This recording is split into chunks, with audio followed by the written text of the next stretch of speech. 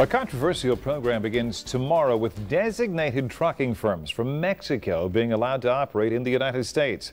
Rob Brzezinski's been talking to some local trucking operators about this, and he joins us live with the details. Rob?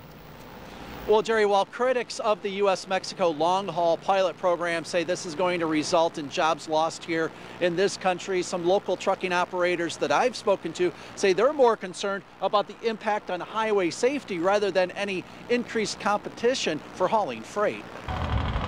Sometime in the near future, it's possible if you're driving on the highway, you'll encounter a semi-truck with Mexican plates. Direct delivery between Mexico and the U.S. was part of the 1994 NAFTA agreement and now has a limited amount of traction.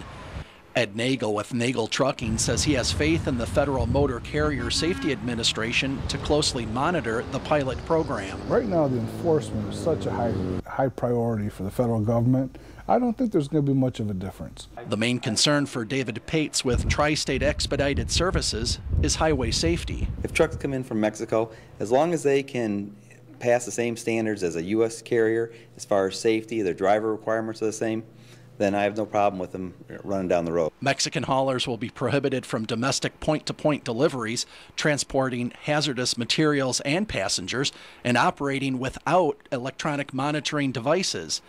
Both Nagel and Pates say they don't expect this will create any competition for local companies. Just like the Canadian truckers, they can't pick up in the United States, deliver in the United States. It has to be a cross-border transaction. I really don't think the competition is going to be a big issue. Not here. If we were in, say, Houston or San Antonio, I might have a different perspective. We'll make sure from the American Trucking Association and the state trucking associations that anybody that's coming into this country are going to adhere to those same principles. Rob Brzezinski, WTOL 11.